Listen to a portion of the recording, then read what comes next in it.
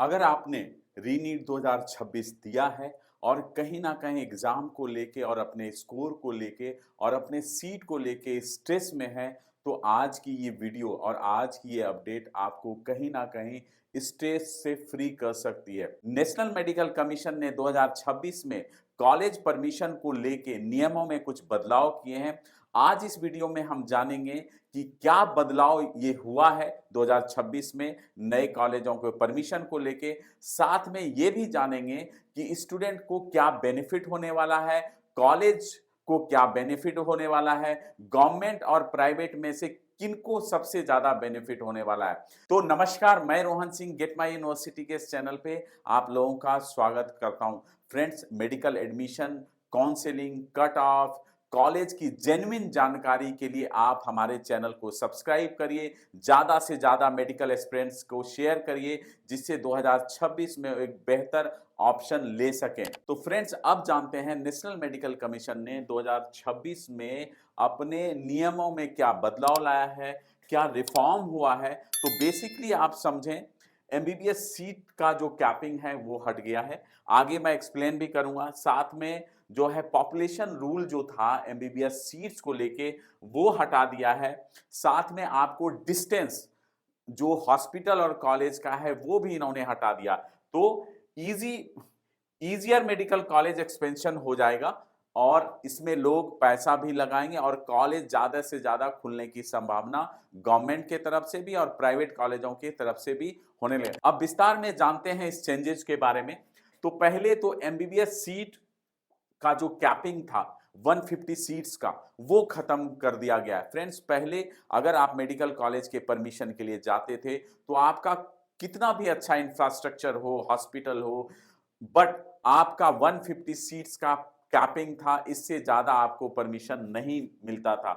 तो एनएमसी ने ये रिमूव कर दिया 150 सीट्स का कैपिंग। साथ में अब आप 150 सीट से ज्यादा के परमिशन के लिए भी आप जा सकते हैं, अगर आपका इंफ्रास्ट्रक्चर और अदर रिक्वायरमेंट कंप्लीट है एनएमसी के नॉर्म्स के हिसाब से। Expansion is allowed only if the college has adequate infrastructure, required faculty, sufficient hospital beds and patient load, और compliance with NMC minimum standard requirement। Basically आपका infrastructure होना चाहिए, अगर 150 से ज्यादा सीट्स आप ले रहे हैं उसके हिसाब से आपका इंफ्रास्ट्रक्चर होना चाहिए। फैकल्टी उतनी होनी चाहिए जितना आप सीट्स के लिए डिमांड करेंगे। साथ में हॉस्पिटल्स के बेड और पेशेंट लोड भी होना चाहिए रिक्वायरमेंट के हिसाब से और सीट के हिसाब से। और जो भी एनएमसी के रूल रेगुलेशन है वो भी फुलफिल होना चाहिए। तो आप 150 से ज्यादा सीट्स के लिए भी आप अप्लाई कर सकते हैं कॉलेज परमिशन के लिए। अब आते हैं फ्रेंड्स दूसरे नियम के बदलाव पर। Population based restriction removed. पहले क्या था कि 100 एमबीबीएस सीट जो है 10 लाख की पॉपुलेशन पे था। अब जो है इन्होंने इसको हटा दिया है, ये रूल चेंज कर दिया है। अभी आप इंफ्रास्ट्रक्चर के हिसाब से आप नया कॉलेज भी डाल सकते हैं, उसमें पॉपुलेशन का कोई लेना देना नहीं है। साथ में एनएमसी नॉर्म्स पूरे होने चाहिए और पॉपुलेशन लिमिट हट गई है। पहले क्या था कि छोटे सिटी में या छोटे स्टेट में जहां पॉपुलेशन कम थी वहां मुश्किल होता था कि ज्यादा मेडिकल कॉलेज लाना। जैसे नॉर्थ ईस्ट में आप देखेंगे कि बहुत लिमिटेड कॉलेज रहते हैं, प्राइवेट की अगर बात करें या गवर्नमेंट की भी, तो एक स्टेट में बहुत कम कॉलेजेस हैं। अब वो जो है एक्सपेंड कर सकते हैं, ज्यादा से ज्यादा कॉलेज खोल सकते हैं, क्योंकि पॉपुलेशन लिमिट खत्म हो गई है 10 लाख की। तो अब इन्वेस्टर भी जो मेडिकल कॉलेज में पैसा लगाना चाहते हैं वो भी ज्यादा से ज्यादा मेडिकल कॉलेज खोलने के और कदम बढ़ाएंगे। तो ये बेनिफिशियल है उन स्टूडेंट्स के लिए भी जो आगे मेडिकल प्रोग्राम में जाना चाहते हैं। धीरे धीरे सीटें बढ़ेंगी, कंपटीशन भी कम होगा या डिवाइड हो जाएगा स्टेट वाइज। तो ये एक बेनिफिट है। अब आते हैं फ्रेंड्स एनएमसी के तीसरे बदलाव में, नियमों में क्या बदलाव किया है। Teaching hospital distance rule change. पहले जो था मेडिकल कॉलेज से टीचिंग हॉस्पिटल 30 मिनट्स के डिस्टेंस पे ही होना चाहिए था, बट ये मिनट्स और टाइमिंग का इन्होंने हटा दिया है। अब इन्होंने नियम में जो बदलाव किया है कि 10 किलोमीटर का डिस्टेंस मेडिकल कॉलेज से टीचिंग हॉस्पिटल्स का हो सकता है।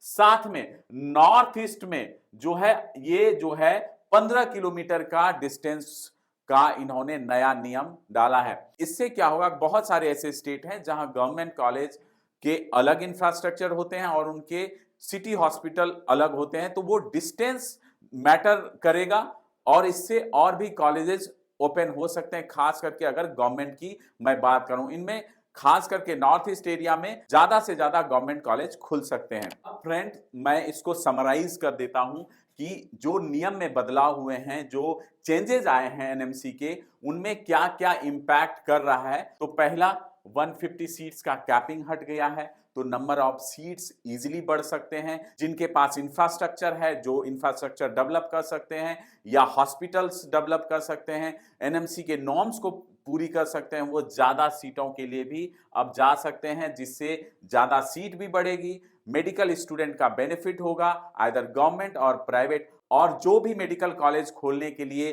सोच रहे हैं या उस तरह इन्वेस्टमेंट करना चाह रहे हैं, उनके लिए भी कहीं ना कहीं बेनिफिशियल होगा और स्टैंडर्ड भी कहीं ना कहीं बच्चों को मिलेगा। जिस तरह अभी इंडिया में जो रेशियो है वो कहीं ना कहीं कम होगा, अभी 1:11 के आसपास का रेशियो है, ये धीरे धीरे ईयर ऑन ईयर इन नियमों के बदलाव के कारण ये कम होता जाएगा। अब आते हैं पॉपुलेशन बेस्ड जो रिस्ट्रिक्शन है वो रिमूव हो गया है।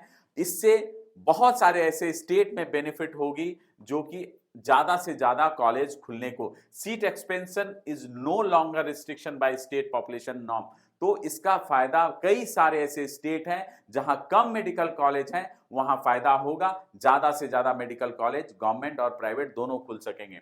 अब easier expansion of existing college, जो एग्जिस्टिंग कॉलेज है जो ऑलरेडी चल रहे हैं, अगर उन्होंने अपने इंफ्रास्ट्रक्चर को और बढ़ाया, उसके लिए इजी है क्योंकि ऑलरेडी वो रनिंग है, तो वो ज्यादा से ज्यादा सीट ले सकते हैं। ये नियमों के बदलाव के बाद ये चेंजेस आएगा, ज्यादा से ज्यादा एग्जिस्टिंग कॉलेज में सीट बढ़ सकता है। Easier establishment of new college, जो चेंजेस आए हैं नॉर्म्स में, जो एनएमसी ने चेंज किया है, उसके कारण से नए कॉलेज खोलने में आसानी होगी, आइदर गवर्नमेंट और प्राइवेट, और इस सेक्टर में अच्छा खासा इन्वेस्टमेंट भी बढ़ेगा।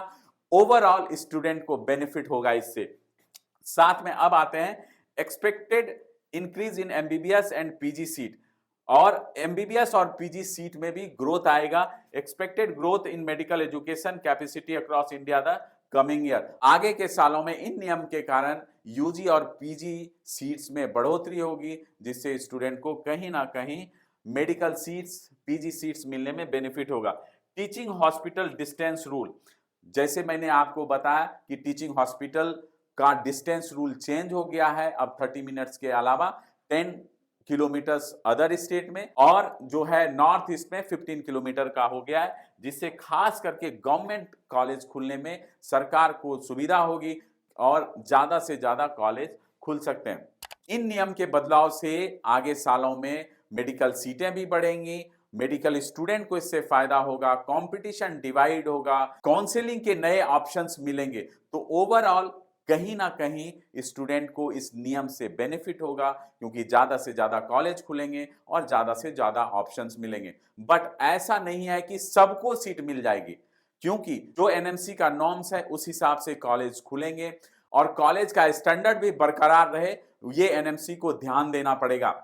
साथ में मैं कुछ सवाल आपके लिए छोड़ जाता हूं, क्या गवर्नमेंट कॉलेज से ज्यादा प्राइवेट कॉलेज को बेनिफिट होगा इसमें, और क्या इस नियम में जो बदलाव हो रहा है इससे मेडिकल सीट बढ़ेगी और बच्चों को फायदा होगा, और क्या ये नियम बच्चों के लिए कितना फ्रूटफुल होगा, ये जरूर कमेंट में डालिएगा। और आगे की और भी इंफॉर्मेटिव वीडियो के लिए आप गेट माई यूनिवर्सिटी से जुड़े रहिए। यहां सटीक, भरोसेमंद और पूरा इंफॉर्मेटिव वीडियो आपको मिलेगा। हम लोग कोई भी इस तरह के कंटेंट डालने की कोशिश नहीं करते हैं जो कहीं ना कहीं हकीकत से दूर है। जुड़े रहिए टीम गेट माई यूनिवर्सिटी से। अब मैं विदा लेता हूं, जरूर कमेंट डालिएगा जिससे आगे भी हम बेहतर और इंफॉर्मेटिव वीडियो आपके लिए ला सकें। नमस्कार।